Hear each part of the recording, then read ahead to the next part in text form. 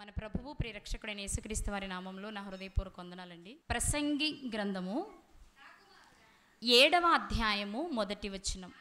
సుగంధ తైలము కంటే మంచి పేరు మేలు. చాలండి, చాలు. ఇందులోనే రెండో మాట కూడా ఉంది, ఒకని జన్మదినము కంటే ఒకని మరణ దినము మేలు. మనం అది మాట్లాడుకోవట్లేదు, కానీ మొదటి మాట ఈ రాత్రి మనం ధ్యానం చేసుకుందాం. సుగంధ తైలము కంటే, ఈ ఒక్క మాట ఈ రాత్రి మనం జ్ఞాపకం చేసుకుందాం. మనిషికి పేరుంటుంది. పేరు పెట్టుకునే ప్రతి వ్యక్తి అది మంచిదని అనుకుంటాడు. కానీ తాను అనుకుంటున్నాడే తప్ప అది దేవుని దృష్టిలో మంచి పేరైతే కాదు. ఎప్పుడు మంచి పేరు అవుతుంది అంటే ఆయన కొన్ని సిద్ధాంతాలు చెప్పారు, లేక కొన్ని పద్ధతులు చెప్పారు. ఆ విధానంలో ఉంటే అది మంచి. అయితే మంచి పేరు మేలే దేనికంటే? తైలము కంటే. ఇక్కడ మీరు ఆలోచించాల్సింది, సుగంధ తైలము కంటే మంచి పేరు మేలు అంటే సుగంధ తైలం మంచిది కాదని కాదు, దీనికంటే ఇది మంచిది అంతే. ఇది చెడు, ఇది మంచి అని డిసైడ్ చేయట్లేదు ఆ మాట. సుగంధ తైలం చెడ్డది, మంచి పేరు మంచిది అని కాదు ఆ వాక్యంలోని సారం. రెండూ మంచివే, కానీ దీనికంటే ఇది మంచిది. ఈ మాట చదువుకుంటా 100 సార్లు చదువుంటాం మనం, ఈ మాటని 100 సార్లు వినుంటాం. ఈ రాత్రి ఆలోచన చేద్దాం. ఒక వ్యక్తికి మంచి పేరు మేలట, ఎలా మేలో తెలుసుకునే ముందు అసలు సుగంధ తైలము కంటే మంచి పేరు ఎలా మేలు తెలియాలంటే అసలు సుగంధ తైలం మంచిదేనా? సుగంధ తైలం మేలేనా? అసలు సుగంధ తైలం అంటే ఏంటి? ఏముంది, సెంటు లేక అత్తరు, తెలుగు భాషలో మాట్లాడాలంటే అచ్చ తెలుగు. అది మనకెలా మేలు చేస్తుంది? సుగంధ తైలము, సు అంటే మంచి, గంధము అంటే పరిమళాన్ని ఇచ్చేది, తైలము అంటే పరిమళాన్ని ఇచ్చేవి, తైల రూపంలో ఉండేవి అంటే నూనెల రూపంలో, లిక్విడ్ రూపంలో ఉండేవి అని అర్థం. వెరసి 1 వర్డ్లో చెప్పాలి అంటే మంచి వాసననిచ్చేవి సుగంధ పరిమళం. వీటిని సుగంధ పరిమళాలని, పరిమళ ద్రవ్యాలు అని రకరకాల పేర్లు బైబిల్ చెప్పింది. అన్నిటిలో ఉన్న అర్థం ఏంటి అంటే మంచి వాసనని ఇస్తుంది. ఈ మంచి వాసన అంటే మీ దృష్టి అంతా ఎక్కడికి వెళ్ళిందంటే శరీరము నుండి వచ్చే దుర్గంధాన్ని వెళ్ళగొట్టేదని మాత్రమే వెళ్ళారు మీరు. కానీ సుగంధం చాలా రకాలుగా చాలా వాటిల్లో వాడతాం. సువాసన రావాలి అంటే కడుపులోకి పంపేవి సువాసన రావాలని కోరుకుంటాం, దేహం నుండి బయటకు వచ్చేది సుగంధం రావాలని కోరుకుంటాం, మన సమాజంలో తిరిగేటప్పుడు సుగంధాన్ని వెదజల్లాలని కోరుకుంటాం. ఇవి రకరకాలు. కానీ ప్రజలందరి దృష్టిలో ఉన్నదేంటి అంటే కేవలం చెమట వాసనను పోగొట్టేది సుగంధం. అవునా? ఫర్ ఎగ్జాంపుల్, మన నోటి ద్వారా కడుపులోకి పంపేవి సువాసన రావాలని కోరుకోరా? అలా లేకపోతే మసాలా దినుసులు ఎందుకండి? జనరల్గా మీరు ఆలోచించండి, మనం తీసుకునే ఆహార పదార్థం రుచిగా ఉండాలని కోరుకుంటాం మనం. అది మనకు బలాన్ని ఇస్తుందా లేదా అనే దానికంటే రుచిగా ఉందా లేదా అనేది మనం చూస్తాం. ఖచ్చితంగా ప్రతి వ్యక్తికి కనీస అవసరాల్లో మొదటి స్థానం ఆహారమే. పేదవాడైనా, మధ్యతరగతి వాడైనా, ధనికుడైనా, కోటీశ్వరుడైనా వాళ్ళు తీసుకునే ఆహారంలో తేడా ఉంటుందేమో. కానీ అంటే పేదవాడు పచ్చడి మెతుకులు తినొచ్చు, మధ్యతరగతి వాడు సామాన్యమైన కూరలు తినొచ్చు, ఉన్నవాడు రోజు పలావ్ తినొచ్చు. కానీ తినడం అనేది ఖచ్చితంగా జరుగుతుంది ప్రతిరోజు. అలాని పచ్చడి మెతుకులతో తినేవాడికి కూడా ఏం కావాలంటే రుచి కావాలి. పచ్చడి తినేటప్పుడు ఏదో పచ్చడి అని తింటాం, కానీ అది వేసుకోగానే చప్పగా ఉంది, ఉప్పు సరిపోలా, పులుపు సరిపోలా, నోటికి రుచిగా లేదు, ఆ మాటలు ఖచ్చితంగా వాడతాం. అంటే ఏం కోరుకుంటుంది అనమాట? మన జిహ్వ రుచిని కోరుతుంది. రుచిని చూడాలి అంటే అసలు ముందు లోపలికి పంపించే ముందు కంటికి నచ్చాలి. ఒక పదార్థం మూత తీస్తాం తినడానికి వెళ్ళినప్పుడు, లేదా ప్లేట్లో వేస్తే చూస్తాం, చూడగానే రుచి తెలియదు, తెలుసుదా? చూడగానే ఏం తెలుసుది? రంగు తెలుసుది. రంగు కంటికింపుగా ఉందనుకోండి, బాగానే ఉంటుందిలే అనుకుని తింటాం. మనం తీసుకునే ఆహారం మనకి రుచిగా అనిపించాలి. రుచి తెలియాలి అంటే కూరలో ఉప్పు ఉండాలి. ఉప్పు లేకుండా రుచి రాదు. కానీ ఆ రుచి తెలియాలి అంటే ముందు కంటికి నచ్చాలి. కంటికి నచ్చాలి అంటే కారం, నూనె కనబడాలి. అంతేనా? కూరలో కారం సరిపోలేదు, తెల్లగా కనిపిస్తుంది అనుకోండి, భలే ఉంటుంది అంటారా? అబ్బా ఏంటో కంటికి నచ్చలేదు, చూద్దాం ఒకసారి ఎవరైనా ముందు ఒకళ్ళు తిని చెప్పండి ఎలా ఉందో, తర్వాత నేను తింటానంటాం. అంటే రుచికరమైనది కావాలి, అది రుచి అని తెలియాలి అంటే ముందు కంటికి నచ్చాలి. అందుకే కంటికింపు అయితేనే నోటికింపు అనే సామెత వచ్చింది. వీటిల్లో మొదటిది వాసన రావాలి. వంటగదిలో వంట ప్రిపేర్ చేస్తూ ఉంటే, బయట గుమ్మంలో ఉంటే వాసన రావాలి. ఫస్ట్ ఆఫ్ ఆల్ అది రావాలి అంటే ఖచ్చితంగా సుగంధ ద్రవ్యాలు ఉండాలి. అంతేనా? దేనివలన వస్తుంది వాసన? వాటిలోనే, సుగంధ ద్రవ్యాలలోనే వాసన వస్తుంది. వాసన బాగున్న తర్వాత వచ్చి చూస్తాం, కంటికింపుగా ఉండాలి, కారం, నూనె కనబడాలి. ఆ తర్వాత రుచి చూస్తాం, ఉప్పు ఉండాలి. ఇవన్నీ ఉంటేనే రుచికరమైన భోజనం నేను చేశాను అంటాం. ఇప్పుడు రుచికరమైన భోజనం చేయాలి అంటే ఉప్పు ఉండాలి, కారం ఉండాలి, నూనె ఉండాలి. బట్ వాటితో పాటు సుగంధ ద్రవ్యాలు ఉండాలి.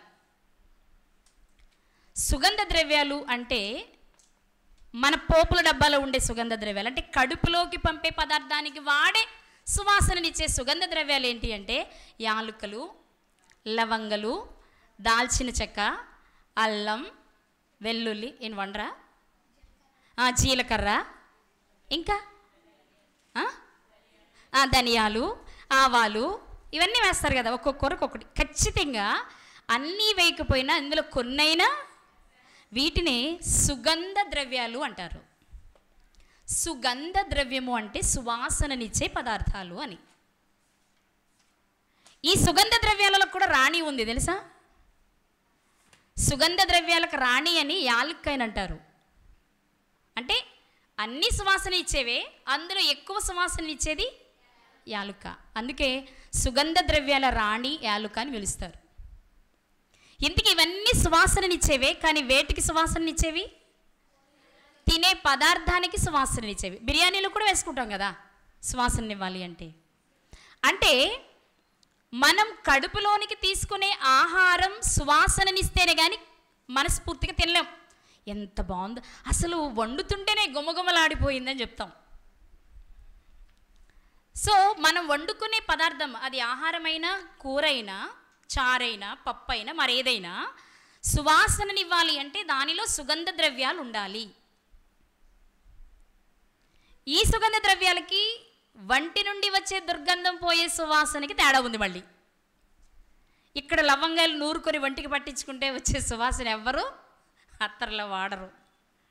మరి దేహము నుండి వచ్చే ఆ దుర్గంధాన్ని వెళ్ళగొట్టే సువాసన రావాలి అంటే అక్కడ వాడే సుగంధ ద్రవ్యాలు ఏంటి? ఆహారానికి సువాసన ఇచ్చేవి పోపుల డబ్బాలో ఉండే సుగంధ ద్రవ్యాలు. శరీరానికి సుగంధాన్ని ఇచ్చే వాటిలో వాడేది, ఫస్ట్ వాడేది ఏంటంటే మురికిని పోగొట్టుకోవడానికి సోపు వాడతాం. ఈ సోపు పువ్వుల నుంచి తీస్తారు. మల్లె, గులాబీ, సంపంగి, ఏదో ఒక ఫ్లేవర్ వస్తుంది కదా మన సోపు వాడితే. సోపులు వాడతారా? సోపులు కూడా ఎన్ని రకాలు ఉన్నాయి, చాలా. అన్నేస్తే నెంబరింగ్ ఎక్కర్లే మనకి. లక్స్, రిగ్జోనా, సంతూర్, మెడిమిక్స్. ఈ మురికిని పోగొట్టి ఎంతో కొంత వాసననిస్తుంది. ముఖ్యంగా స్నానం చేసి వచ్చి పౌడర్ రాసుకునే లోపు ఇది వాసన ఇస్తుందండి. ఇక ఆ వాసనతోనే ఉందాం అనుకోరు అందరు నాలా. ఇప్పుడు ఇంకో వాసన యాడ్ చేయాలి, ఎందుకంటే అది పద్దాకు ఉండదు కదా, పోద్ది కదా కాసేపటికి. ఈలోపు ఏం చేస్తామంటే పౌడర్ రాస్తాం. ఇది ఒకే రకం ఉందా? ఎన్ని ఉన్నాయి? చాలా ఉన్నాయి. ఈ పౌడర్ ఎంతవరకు వస్తుంది? బట్టలు వేసుకుని తల దువ్వుకొని బయటకు వచ్చే వరకు ఈ పౌడర్ కొంచెం వస్తుంది. మరి బయటకు వెళ్తే నలుగురికి కనిపించాలంటే మనం పెట్టుకున్న సోపు గుర్తు అయిపోయింది, మరుగున పడింది. మనం రాసుకున్న పౌడరు మరుగున పడింది. ఇప్పుడు బయటికి రాగానే నలుగురు చూసి ఏం రాసావు, ఏంటి గుమగుమలు అనాలి అంటే మూడోది వేయాలి, అది అత్తరు. శరీరం నుండి వచ్చే మురికి పోవడానికి ఒకటి, మురికి పోగొట్టి నలుగురికి సువాసనిచ్చేలోపు మధ్యలో ఒకటి, ఈ రెండూ పోయినా ఎక్కువ టైం నిలవ ఉండాలి అంటే సెంట్. ఇవన్నీ పువ్వుల నుండి తయారయ్యేవే, సబ్బులు, పౌడర్లు, సెంటులు. అవునా? అన్నీ పువ్వుల నుండి. పువ్వుల నుండి ఎందుకని? పువ్వులే మంచి వాసన ఇచ్చేవి. వాసన అనగానే గుర్తొచ్చేదేంటి? కాయలు కొన్ని వాసన ఇస్తాయి, పళ్ళు కొన్ని వాసన ఇస్తాయి, కానీ ఇలాంటి వాసన ఇవ్వవు. అవి తినేటప్పుడు మాత్రమే ఒక రకమైన స్మెల్ని ఇస్తాయి. ఈ స్మెల్ బాగుంది అంట, కాసేపట్లో వదిలేస్తాం. కాబట్టి దేహము నుండి సుగంధాన్ని వెదజల్లాలి అంటే 3 రకాల వాటిని వాడతాం. మన దేహము నుండి సుగంధం వెదజల్లాలి అంటే ఖచ్చితంగా ఈ పదార్థాలు వాడతాం. మరి నలుగురిలోనికి వెళ్ళినప్పుడు బాగా ఉండాలి అంటే ఏం చేయాలి? ఇవి తాత్కాలికం. 10 మంది మధ్యలో నువ్వు కూర్చున్నప్పుడు నీ నుండి మంచి వాసన వెళ్ళాలి అంటే నీ మాట బాగుండాలి, నీ చూపు బాగుండాలి, నీ ఆలోచన బాగుండాలి. మరి వీటికి వాడే సెంటులేంటి? సువాసన మనకే కాదండి, దేవునికి కూడా కావాలి. ఆయన కూడా కోరుకున్నారు. అది లభించినప్పుడు ముగ్ధుడైపోయాడు. పెద్ద పెద్ద వాగ్దానాలు కూడా చేసేశారు. మరి ఆయనే కోరుకుంటున్నప్పుడు మనం కోరుకోవడం వింతే ఉంది చెప్పండి. మనల్ని సృష్టించిన దేవునికే వాసన కావాలంట, సువాసన కావాలట. అలాంటప్పుడు మనం వాసన కోరుకోవడంలో తప్పేముంది? లేదు. దేవుడు కోరుకున్నారా ఎక్కడైనా వాసన కావాలని? కోరుకున్నారా? కోరుకున్నారు. నోవాహు గారు బయటకు వచ్చిన తర్వాత జలప్రలయములో అనంతరం ఓడలో నుంచి బయటకు రాగానే యెహోవా నామమున బలిపీఠమును కట్టి పవిత్ర పక్షులలో నుండి, పవిత్ర జంతువులలో నుండి కొన్నింటిని తీసుకొని యెహోవాకు బలి ఇచ్చారు. ఆ బలిలో దేవుడు ఆస్వాదించింది ఏంటో తెలుసా? చూస్తారా? ఆదికాండము 8వ అధ్యాయము 21వ వచనం, 20 నుండి చదువుదాం. అప్పుడు నోవహు యెహోవాకు బలిపీఠము కట్టి పవిత్ర పశువులన్నిటిలోనూ పవిత్ర పక్షులన్నిటిలోనూ కొన్ని తీసుకుని ఆ బలిపీఠము మీద దహన బలి అర్పించెను. అప్పుడు యెహోవా ఇంపైన సువాసనను ఆఘ్రాణించి, ఆఘ్రాణించడం అంటే పీల్చటం. ఇంపైన సువాసన. ఏమంటే జంతువులు బలిస్తే సువాసన వస్తుందా? బలంటే కాలిపోవాలి, ముక్కలుగా చేసి బలిపీఠం మీద పెడితే ఆకాశం నుండి అగ్ని వచ్చి దాన్ని దహించేయాలంటే కాల్చేస్తుంది, తర్వాత అది బూడిదైపోతుంది. ఒక జంతువు కాలిపోతే మంచి వాసన వస్తుందా? మనిషి కాలిపోతే, చీరలు కాలిపోతే ఒక్కొక్కటి ఒక్కో రకమైన వాసన ఇస్తుంది కదా. ఇక్కడ మీరు గమనించాలి, మనకైతే మంచి వాసన అనిపించదు, కానీ ఇచ్చిన పక్షులలో క్రొవ్విన విచ్చుంటే క్రొవ్వు మాత్రం మంచి వాసన ఇస్తుంది. క్రొవ్వు రుచిని కూడా ఇస్తుంది. మీరు కొవ్వు లేని మాంసాన్ని వండుకోండి, క్రొవ్వున్న మాంసాన్ని వండుకోండి, ఏది రుచిగా ఉంటుంది? ఉన్నదే వస్తుంది. అదే మంచి వాసన ఇస్తుంది. ఇప్పుడు దేవుడట పవిత్రమైన పక్షుల నుండి వెళ్ళే ఆ బలి నుండి వచ్చే వాసనను పీల్చి వెంటనే నోవా గారితో చెప్పారు, ఇంకెప్పుడు నేను భూమిని శపించనయ్యా నోవా. అంటే ఆ వాసన ఆయన ఏం చేసింది? ఏం చెప్పాలి? ఏం చేసింది? మనస్సులోని ఆలోచనను మార్చి ఇంకెప్పుడు నేను భూమిని శపించను, ఇలా ప్రళయాన్ని రప్పించను అని మాట ఇచ్చేశారు ఆయన. అంటే వాసన పీల్చడం ఆయనకి ఇష్టం. అందుకే ఆ తర్వాత కాలంలో ప్రత్యక్షపు గుడారములో పరిచర్య చేయవలసి వచ్చినప్పుడు ధూపవేదిక అనే ఒకదాన్ని ఏర్పాటు చేయమన్నారు దేవుడు. అక్కడ ధూపం వేయాలి. ప్రత్యక్షపు గుడారంలో ప్రతిష్ఠిత వస్తువులకేమో ప్రతిష్ఠిత తైలాన్ని ఏర్పాటు చేయాలి. మిగిలిన వాటన్నిటికీ ధూపం వేయాలి అంటే ధూప ద్రవ్యాన్ని తయారు చేయాలి. ఆ ధూప ద్రవ్యమే పరిమళ ద్రవ్యము, ఆ ధూప ద్రవ్యమే సుగంధ ద్రవ్యము. అంటే ప్రత్యక్షపు గుడారములోని పరిశుద్ధ స్థలములో సేవ చేసే యాజకుడు ఆ గది అంతటిని పరిమళ ద్రవ్యముతో నింపాలి. అంటే పరిమళాన్నిచ్చే వాసనతో నింపాలి. ఎందుకు? అది దేవునికి ఇష్టం. మరి అక్కడ వాడిన పరిమళ ద్రవ్యాలేంటి? ప్రత్యక్షపు గుడారంలో వాడిన పరిమళ ద్రవ్యాలు ఏంటి అంటే ఒక మాట చూద్దాం. నిర్గమాకాండము 30వ అధ్యాయము 22 నుండి చదువుదాం. మోషేతో ఇట్లా నేను నీవు ముఖ్యమైన సుగంధ సంభారములతో, సుగంధ సంభారము అన్న, సుగంధ ద్రవ్యము అన్న, పరిమళ ద్రవ్యము అన్న ఒక్కటే, సువాసననిచ్చేది మీనింగ్ అంతే. సంభారములతో పరిశుద్ధ స్థల సంబంధమైన తులము చొప్పున అచ్చమైన గోపరసము 500 తులములను, సుగంధ ద్రవ్యము గల లవంగి పట్ట సగము అనగా 250 తులముల ఎత్తును, నిమ్మగడ్డి నూనెను 250 తులముల ఎత్తు అది, లవంగి పట్ట 500 తులములను, ఒలీవ నూనె సంభారమును 3 పాళ్ళు తీసుకొని ప్రతిష్టాభిషేక తైలము అనగా సుగంధ ద్రవ్య మేళకుని పని అయిన పరిమళ సంభారముగా చేయవలెను.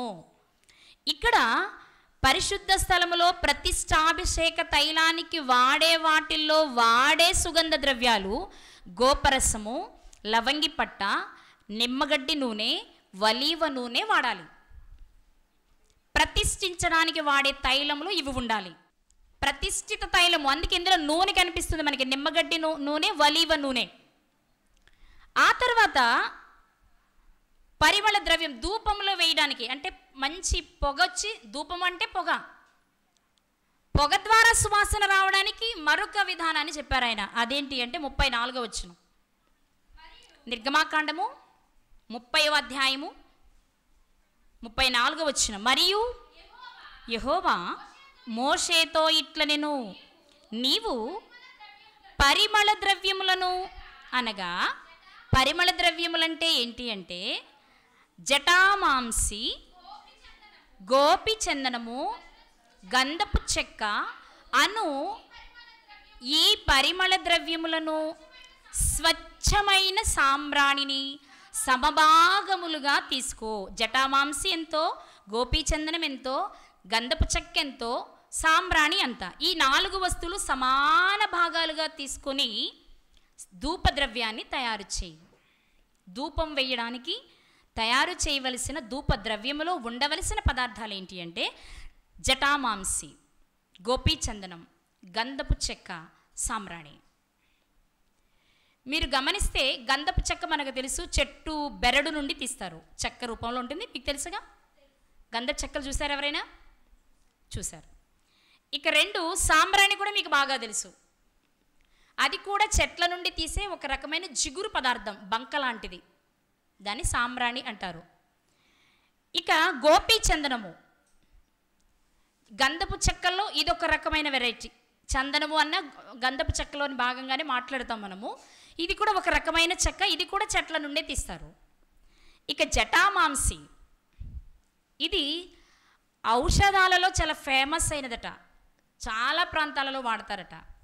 ఇది కూడా చెట్ల బెరడు నుండే తీస్తారట. మీరు ఇక్కడ గమనించాల్సింది ఏంటి అంటే ధూపద్రవ్యాలలో వాడే ధూపద్రవ్యాలు, అంటే ధూపం వేయడానికి వాడే ధూపద్రవ్యాలలో వాడే ప్రతిదీ చెట్ల నుండే తీయబడుతుంది.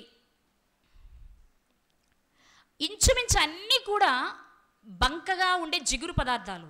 బోళం కూడా అలాగే ఉంటుంది, రుచికి చేదుగా ఉంటాయి, ఇవి చూపులకి బంక గట్టి ఉంటాయి, అంటే జిగురు జిగురుగా. గమ్ము తెలుసుగా మీకు, తుమ్మ చెట్టు గమ్ము చూస్తుంటారు చిన్నప్పుడు పెద్దవాళ్ళు. అప్పుడు గమ్ బాటిల్స్ లేవు, తుమ్మ చెట్టు నుండి ఒక రకమైన జిగురు వస్తే దాన్ని తెచ్చుకొని ఎండకు కరగబెట్టుకొని పుస్తకాలు అంటించుకునేవాళ్ళు, నాకు కూడా తెలుసు అది. అలాంటి గమ్ అనమాట. ఇవన్నీ గమ్ము పదార్థాలతో తయారయ్యేవి. వీటన్నిటిని కలిపితే దీని నుండి వచ్చే సువాసన అంటే చాలా సువాసన ఇస్తుందట. ఎంత సువాసన ఇస్తుందంటే అది యాజకుడు తయారు చేసి పీల్చిన తర్వాత ఎవరికైనా బై మిస్టేక్ ఆ వాసన వస్తే వాసన కోసం వాటిని తయారు చేసుకోవాలనుకుంటారట. ఇది చాలా బాగుంది, ఈ వాసన మా ఇంట్లో పెట్టుకోవాలనిపించి మనం కూడా తయారు చేసుకుందాం అనే అంత మంచి వాసన ఇస్తుందట. ఎందుకు నేను మాట్లాడుతానంటే దేవుడే చెప్పిన మాట. అక్కడ చూస్తారా, నిర్గమాకాండం 30వ అధ్యాయము 37, 38.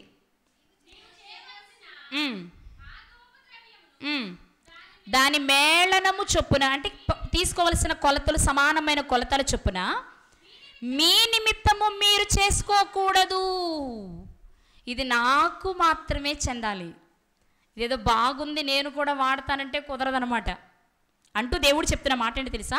అది యెహోవాకు ప్రతిష్ఠితమైనదిగా ఎంచవలెను, దాని వాసన చూచుటకు దాని వంటిది చేయువాడు తన ప్రజలలో నుండి కొట్టివేయబడును. అంటే ఖచ్చితంగా దాని వాసన చూడటానికైనా తయారు చేసుకోవాలనిపిస్తుంది అనమాట. అది ముందే ఎరిగిన దేవుడు చెప్తున్న మాట ఏంటి అంటే, నో నో నో, ఎవ్వరు తయారు చేసుకోవడానికి వీలు. ఒక్క యాజకుడు పరిశుద్ధ స్థలములో ధూపం వెయ్యడానికి అతడు మాత్రమే వీటితో ధూపద్రవ్యాన్ని సిద్ధపరచాలి. ఇంకెవ్వరూ దానిని తయారు చేసుకోవడానికి వీలు. ఎందుకు అలా చెప్పారు? ఆయన పీల్చేది మనం పీల్చకూడదా?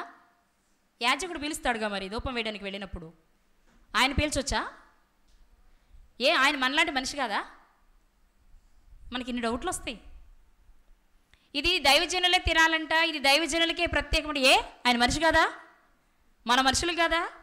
ఆయన తింటే మేము తినకూడదా? ఏం పర్వాలా, ఆయనకంటే మనకి ఎక్కువ డబ్బులు ఉన్నాయి, మనం చేసుకోగలం, అవసరం ఆయనకు కూడా మనం చేయగలం, చేయండి అంటాం మనం.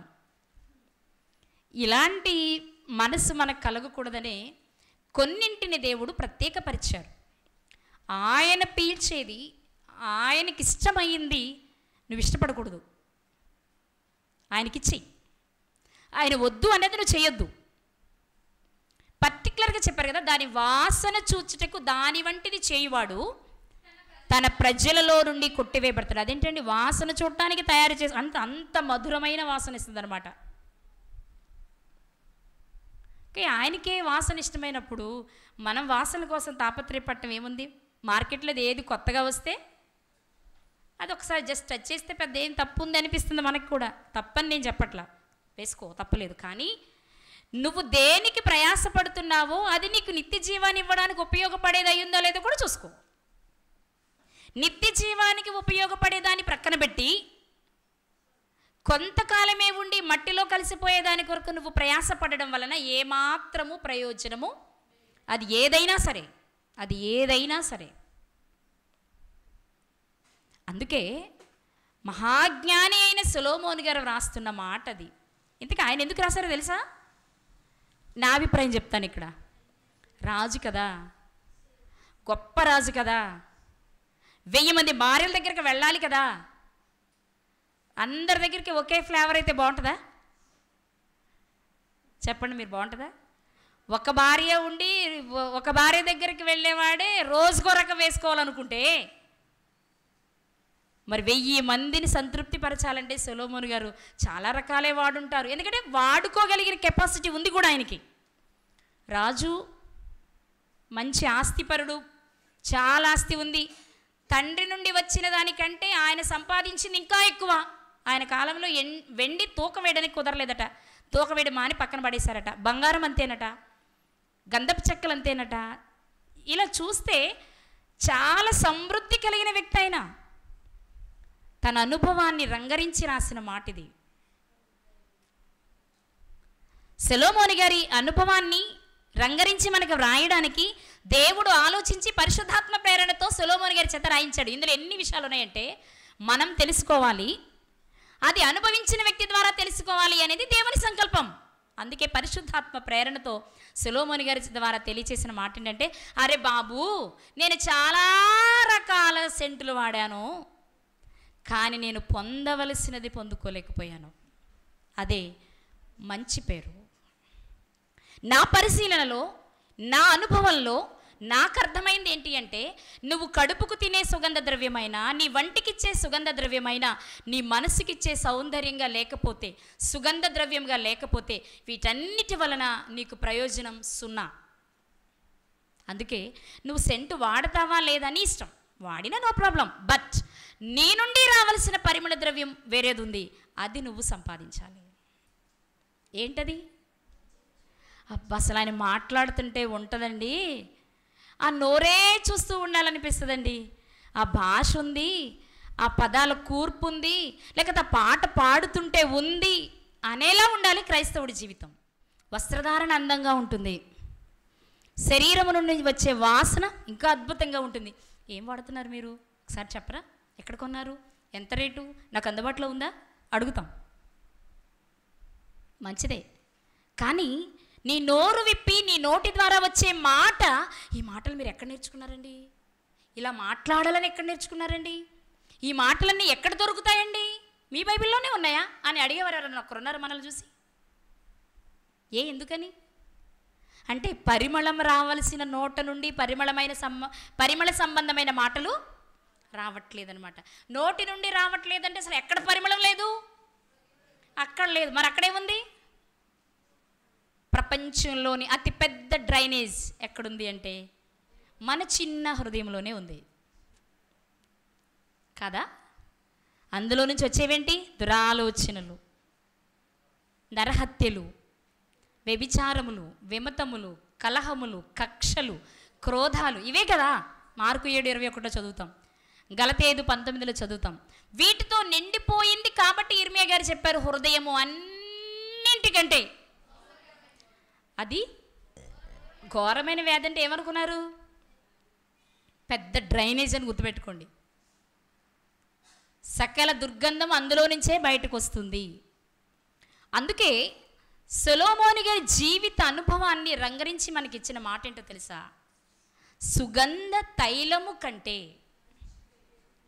నువ్వెన్ని రకాల తైలాలు వాడినా, ఎక్కడెక్కడి నుంచో నువ్వు రప్పించుకున్నా, మనకు అలవాటే కదా. బాగా ఆర్థికంగా మంచి స్థితి కలిగిన వారు ప్రతి చిన్నది ఇక్కడ కంటే బయటికి వెళ్ళి తెచ్చుకోవడానికి ఇష్టపడతారు. ఇప్పుడు మనకి టీ పొడి దొరుకుద్ది, కానీ ఇక్కడ టీ తాగం. అస్సాం వెళ్ళి టీ తాగొస్తాడు డబ్బున్నవాడు. ఎందుకు? గాలి జనార్దన్ రెడ్డి గారా బెంగళూరు వెళ్ళేవారట కాఫీ తాగడానికి, ఫ్లైట్లో కాఫీ తాగడానికి.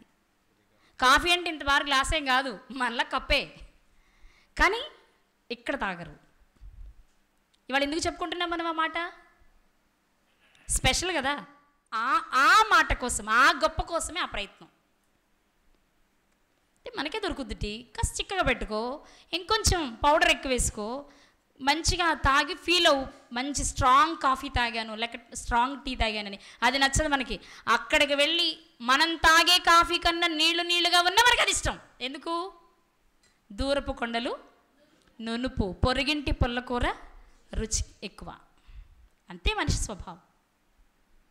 కానీ దేవుని వాక్యం సెలవిస్తున్నది ఏంటి అంటే, సుగంధ తైలం. నిజంగా వేటినైనా పోల్చొచ్చు కదా ఆయన, ఇంకా చాలా ఉన్నాయి కదా ప్రకృతిలో. సుగంధ తైలాన్నే ఎందుకు వాడారు అంటే, సువాసననిచ్చేది సుగంధమే. ఇక్కడ మనం గమనిస్తే మన దేహానికి తీసుకునే దానిలోనూ పరిమళం కావాలి, మన వంటికి తీసుకునే వాటిల్లోనూ పరిమళం కావాలి. మరి మన మనసుకు తీసుకునే వాటిలో పరిమళం వద్దా? ఏది పడితే తీసేసుకుంటావా? తీసుకుంటున్నాంగా.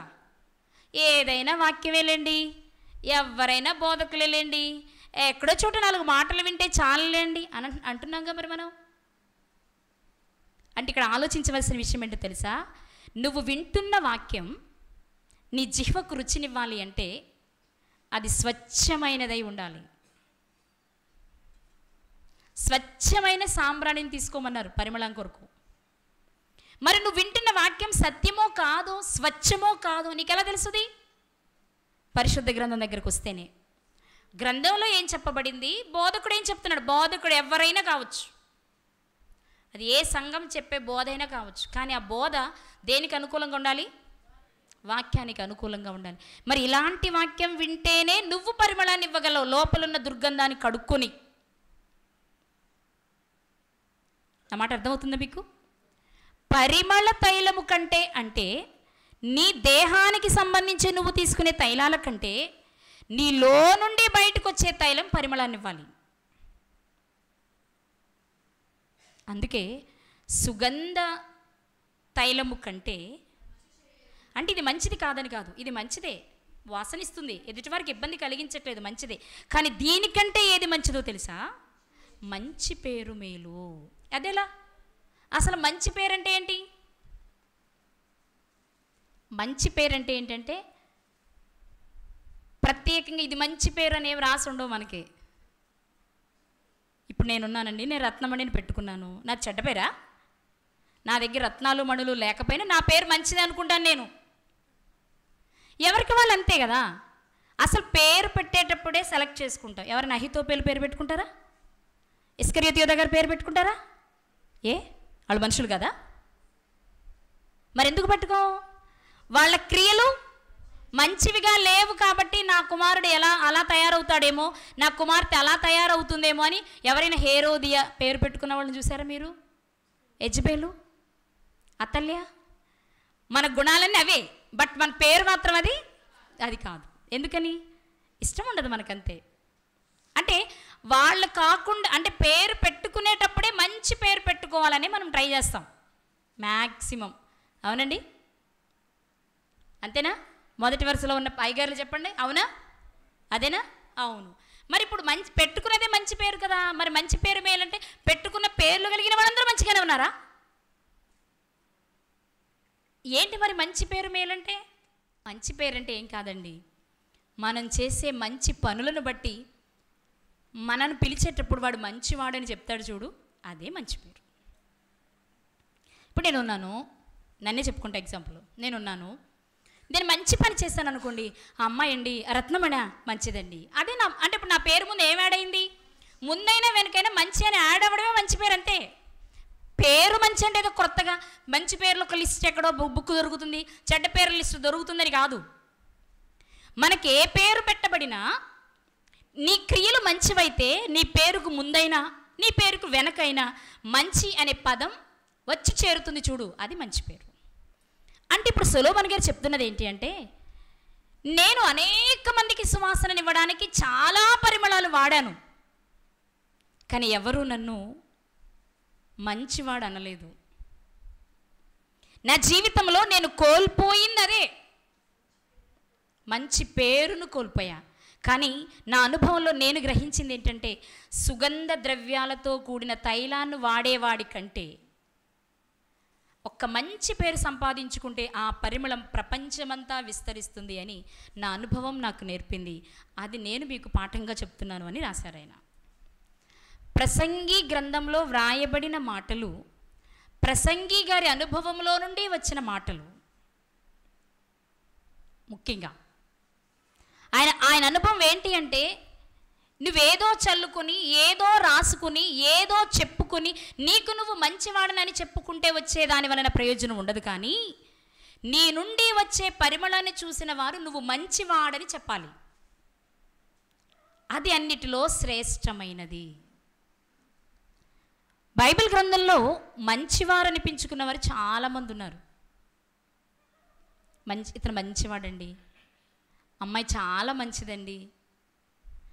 ఇప్పుడు మనం కూడా చాలామందిని అంటాం, కాకపోతే ఎక్కడో ఒకటి ఏదో ఒక మైనస్, చాలా మంచిదండి కానీ ఈ విషయంలోనే కొంచెం, లేదా ఆ విషయంలోనే కొంచెం అంటాం. కొంతమంది అయితే అవి కూడా ఉండవు, చాలా మంచివాడండి, ఏ విషయంలోనైనా బాగుంటారండి అని చెప్తాం.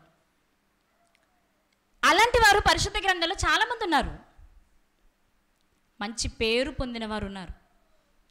ఆ మంచి పేరు వారికి ఎలా వచ్చింది? 2-3 వ్యక్తులను చూపించి పేరు ఎలా వచ్చిందో చూసి ముగించేసుకుందాం. అపోస్తుల కార్యములు 6వ అధ్యాయం 3వ వచనం. కాబట్టి సహోదరులారా, ఆత్మతోనూ జ్ఞానముతోనూ నిండుకొని ఏం పొందినా 7 మనుషులు మీలో ఏర్పరచుకోండి. మనకు తెలుసు ఆ 7 ఒకరే స్టెఫెను గారు, 2 ఫిలిప్పు గారు మనకు తెలుసు. ఇంతకీ మంచి పేరంటే స్టెఫెను అనేది మంచి పేరేనా? స్టెఫెను గారి క్రియలను బట్టి ఆ పేరు మంచి పేరు అనిపించుకున్నాడు ఆయన. ఫిలిప్పు గారే మంచి పేరా? ఇంకే పేరు మంచిది కాదా? అవే అయితే ఈ 7 పేర్లే ఉండాలి బైబిల్ అంతా. ఇక్కడ విషయం ఏంటి అంటే, వారు జ్ఞానముతోనూ ఆత్మతోనూ నిండుకున్నవారు కాబట్టి వారికి మంచి పేరు వచ్చింది. ఎవరైతే జ్ఞానమును ఆత్మను పొందుకొని దేవునికి నచ్చినట్టు బ్రతుకుతూ ఉంటారో వారు మంచి పేరు సంపాదిస్తారు. మనం చదువుతాం కదా, సామెతలు 3లో మనం చదువుతాం, దేవుడిచ్చిన ఆజ్ఞలను కంఠభూషణంగా ధరించుకున్నవాడే మనుషుల చేత దేవుని చేత మంచివాడని అనిపించుకుంటాడు అని. అంటే ఆజ్ఞల ప్రకారం నడవాలి. ఆజ్ఞలో దేవుడిచ్చింది ఏంటి అంటే, నా కుమారుణ్ణి మీరు స్వీకరించాలి, నా ద్వారా పరిశుద్ధాత్మ అనే వరాన్ని పొందుకోవాలి, నా కుమారుడైన క్రీస్తుని వాక్య రూపంలో స్వీకరించి ఆత్మను స్వీకరించేవాడే మంచివాడు. అంటే 7 మంచి పేరు పొందడానికి కారణం ఏంటి అంటే ఆత్మను జ్ఞానాన్ని కలిగి జీవిస్తున్నారు. అంటే వీరు ఆజ్ఞల ప్రకారం నడిచారు, బ్రతికారు, బ్రతుకుతున్నారు. అంటే మంచి పేరు ఒక వ్యక్తికి రావాలి అంటే ఆజ్ఞల ప్రకారం బ్రతకాలి, అంతేగాని అత్తరు పూసుకుంటే కాదు. మళ్ళీ చెప్తున్నా, దేవుని దృష్టిలో మంచి పేరు ఎలా వస్తుంది అంటే ఆజ్ఞల ప్రకారం బ్రతికితే, అంతేగాని అత్తరు పూసుకుంటే కాదు. అలాని పూసుకోవద్దని నేను చెప్పట్లా, కానీ దానికి నువ్వెంత ప్రాధాన్యతనిస్తున్నావో దానికి మించిన ప్రాధాన్యత దేనికి ఇవ్వాలి? ఆధ్యాత్మిక జీవితానికి ఇవ్వాలి. ఈ 7 మంచి పేరు పొందిన వారే. మరో వ్యక్తిని చూద్దాం. అపోస్తుల కార్యములు 16వ అధ్యాయము 2వ వచనం.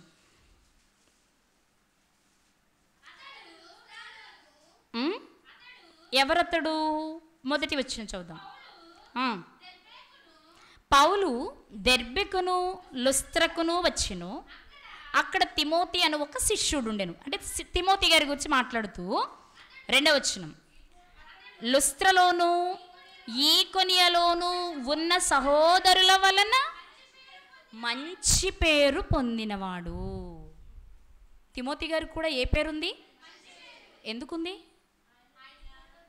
ఆయన కూడా జ్ఞానముతోనూ ఆత్మతోనూ నిండుకున్నవారు, ఆజ్ఞల ప్రకారం బ్రతుకుతున్నవాడు, కష్టాన్ని చూసి కృంగిపోయేవాడు కాదు, మరణాన్ని చూసి భయపడిపోయేవారు కదా. స్టెఫెన్ గారిని రాళ్లతో కొట్టి చంపేస్తుంటే చనిపోతున్నానని తెలిసి ఆ క్షణంలో మోకరించి ప్రార్థన చేసిన ధైర్యవంతుడు ఆయన. తిమోతి గారు ఎలా వచ్చారు పౌలు గారి దగ్గరికి? పౌలు గారిని వారు హింసిస్తున్నారు లుస్త్రలో.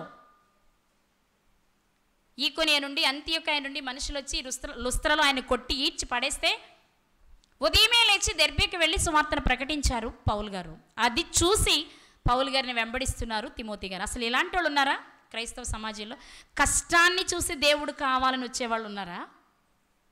కష్టాలు తీరుస్తాడని దేవుడి దగ్గరికి వచ్చేవాళ్ళు ఉన్నారా? నేను చెప్పనా?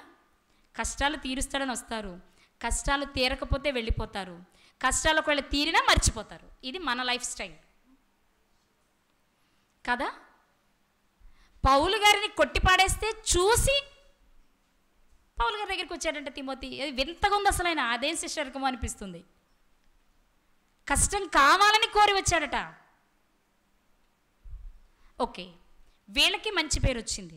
మనం ముందే చెప్పుకున్న మన ఆహారంలో, మన కడుపులోనికి తీసుకునే ఆహార పదార్థంలో వాడే సుగంధ ద్రవ్యాలు ఎందుకు అంటే పరిమళాన్ని ఇవ్వడానికి. అవి పరిమళాన్ని ఇవ్వాలంటే చక్కగా యాలుక్కాయగా లవంగి మొగ్గగా వేస్తే వాసన వస్తుందా? పూర్తి స్థాయిలో రాదు.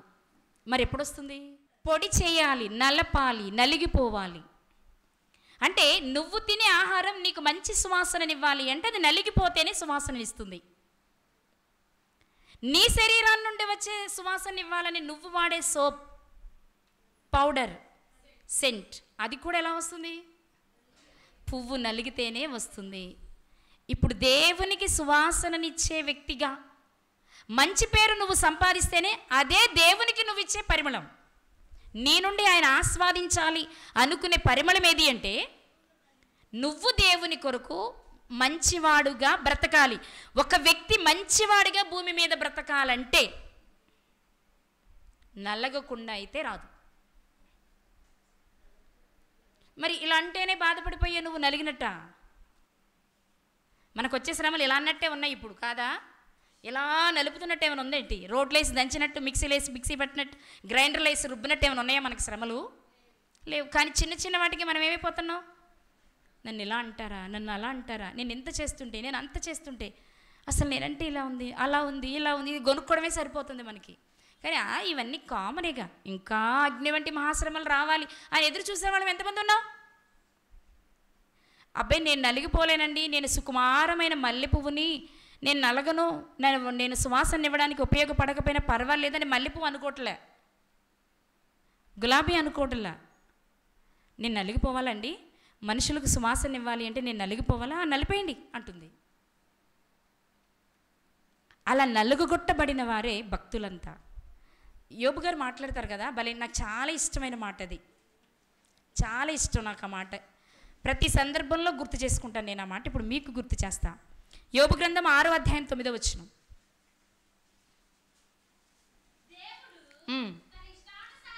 దేవుడు తన ఇష్టానుసారముగా నన్ను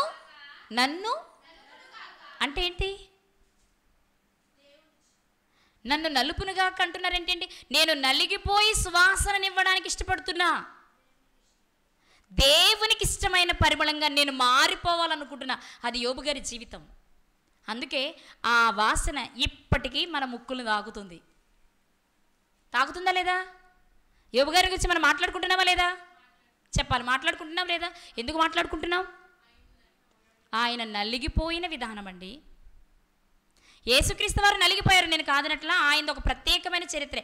ఆయనంత నలిగినంత నేను చెప్పట్ల. కానీ భార్య, పిల్లలు, కుటుంబము, ఆస్తి అనుభవించిన తరువాత కోల్పోయి యోబు గారు నలిగిపోయింది ప్రత్యేకం మనుష్యులలో. అంటే దేవుని వాక్యం ఈ రాత్రి మనతో మాట్లాడుతున్న విషయం ఏంటి అంటే, నీకు మంచి పేరు రావాలంటే నువ్వు నలిగితేనే,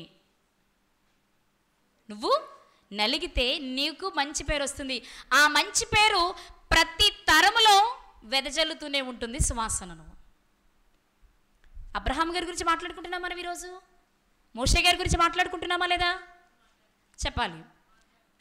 దరిద్రుడైన లాజరు గారి గురించి మాట్లాడుకుంటున్నామా లేదా? ఇప్పుడు మనం మాట్లాడుకున్నాం. స్టెఫెన్ గారి గురించి మాట్లాడుకున్నాం, తిమోతి గారి గురించి మాట్లాడుకున్నాం, అపోస్తలుల గురించి మాట్లాడుకుంటున్నాం. ఎందుకు వారి గురించి మాట్లాడుకుంటున్నాము అంటే, వారు నలిగిపోయి ఆనాడు పరిమళాన్ని ఇస్తే ఇప్పటికీ అది నలుదిశలా విస్తరిస్తూనే ఉంది.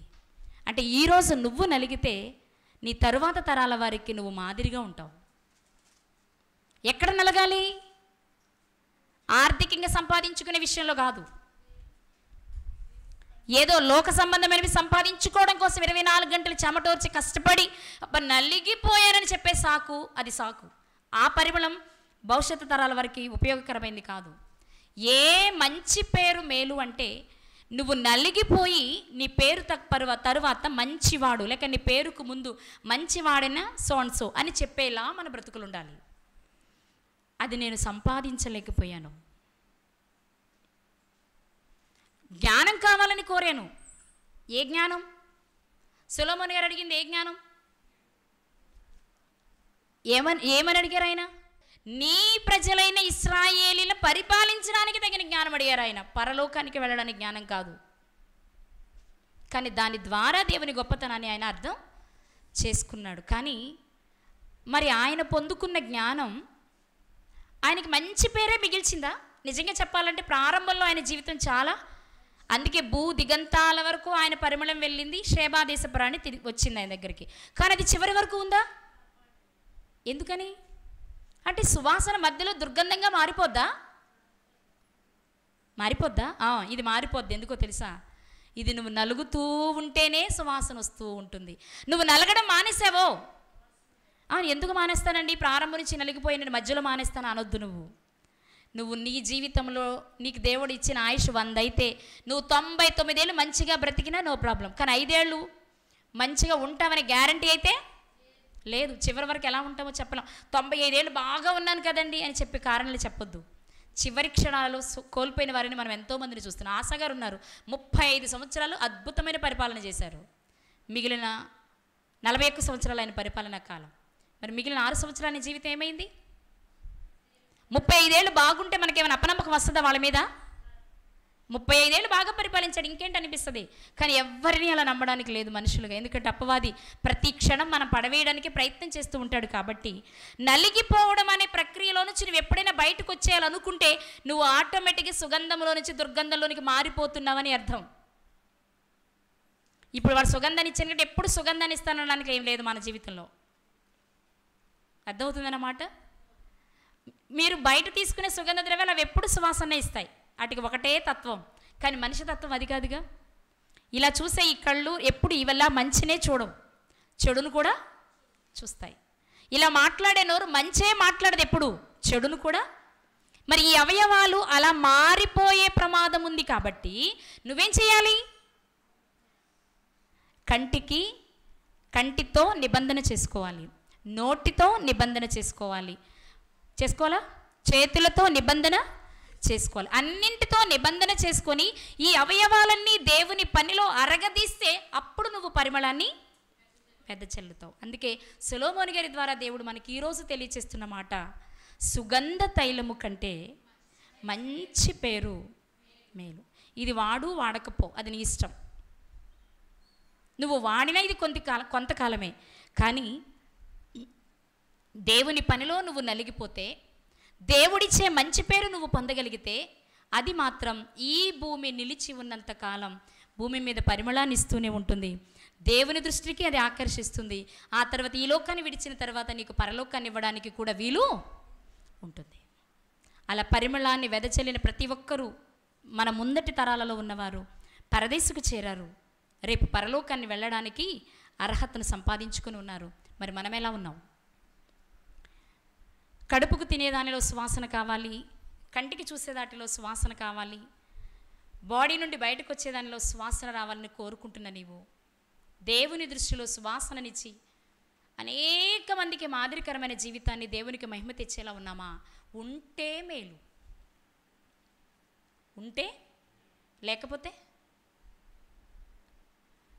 ఏంటో మీకు తెలుసు. అలా ఉన్నామో లేదో చూసుకోండి.